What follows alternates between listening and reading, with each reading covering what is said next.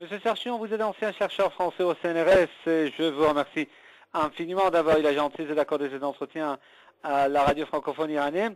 Monsieur Thion, la stratégie américaine en Afghanistan ne fait désormais de l'unanimité, même au sein de militaires, en fait, opérant dans le cadre des forces de l'OTAN et également des forces américaines en Afghanistan. Il y a eu tout récemment ce limogeage du général américain Mac Crystal qui avait des propos en fait très durs à l'égard en fait des hommes politiques à la Maison Blanche, le président américain Barack Obama, son adjoint Joe Biden et l'ambassadeur américain en poste à Kaboul. Et tout récemment, un général français aussi, Vincent Desportes, a eu en fait des propos très critiques à l'égard de la stratégie américaine en Afghanistan, et pour ce propos, il a été rappelé à l'ordre.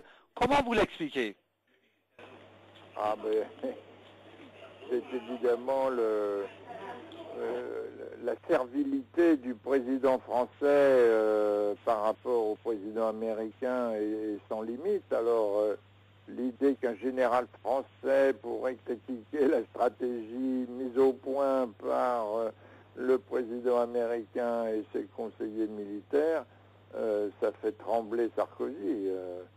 Mais tout ça, c'est simplement la démonstration que nous sommes dans une chaîne de commandement et que Sarkozy est au bout de la chaîne et il doit obéir, en tout cas c'est ce qu'il croit lui, il doit obéir au doigt et à l'œil à son maître américain.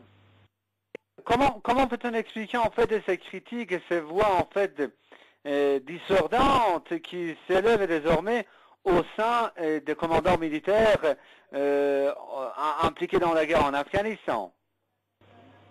Eh bien, c'est certainement pas un phénomène récent.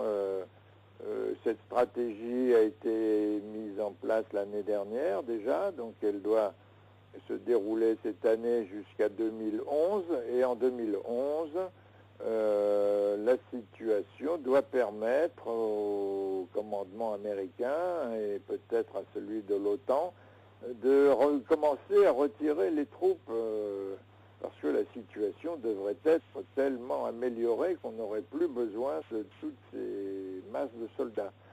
Évidemment, tout le monde sait bien que c'est absolument impossible, que cette stratégie est vouée à l'échec.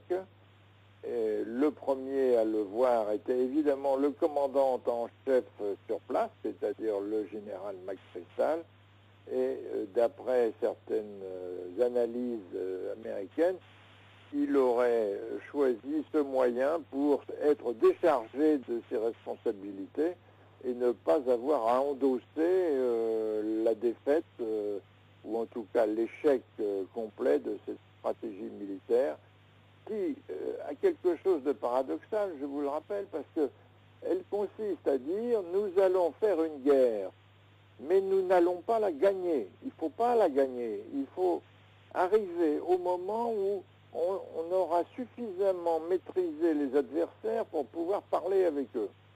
Donc le but même de cette stratégie est totalement absurde et totalement impossible à comprendre pour des esprits militaires, et c'est pourquoi les militaires se rendent bien compte qu'ils ne pourront pas du tout remplir le programme que leur a fixé Obama, qui est un homme sans aucune expérience ni politique, ni internationale, ni militaire, et qui prend ses désirs pour des réalités.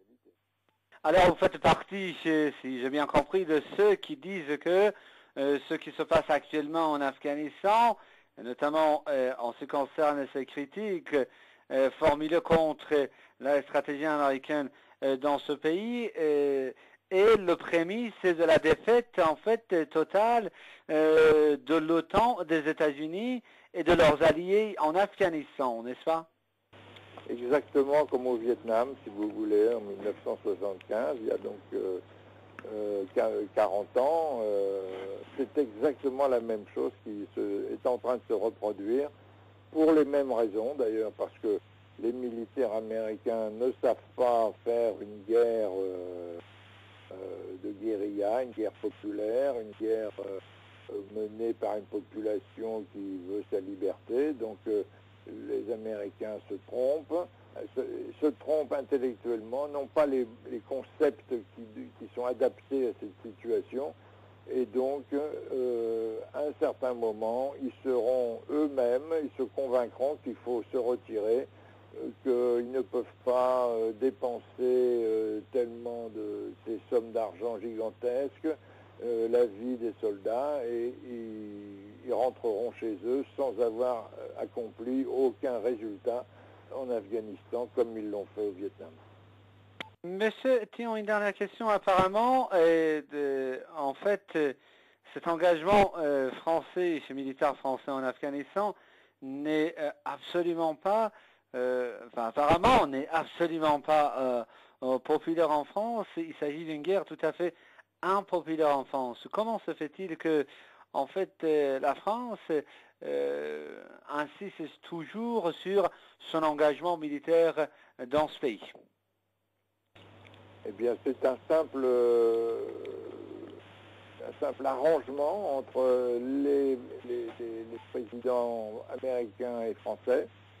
Il n'y a jamais eu de consensus en France là-dessus. Il n'y a jamais eu de volonté même de faire cette guerre. Nous n'avons aucun conflit avec les Afghans. Jamais à aucun moment de notre histoire et de la leur. Donc, c'est une guerre totalement absurde, menée par des Américains qui ne comprennent même pas ce qu'ils sont en train de faire, qui ne connaissent pas la société et le terrain de l'Afghanistan, et qui sont donc condamnés à la perdre. Quand on ne comprend pas une guerre, on la perd, c'est absolument évident, quel que soit le rapport de force, le rapport entre les ressources et les investissements militaires et autres. La guerre, c'est d'abord une question d'intelligence des situations. Et les Américains en sont extrêmement dépourvus. Et les Français, peut-être, je ne sais pas s'ils voient plus clair que leurs collègues américains, mais en tout cas, ils n'osent pas le dire. Et ils ont sanctionné ce malheureux général qui est sûrement ni le premier ni le dernier à dire que le roi est nu.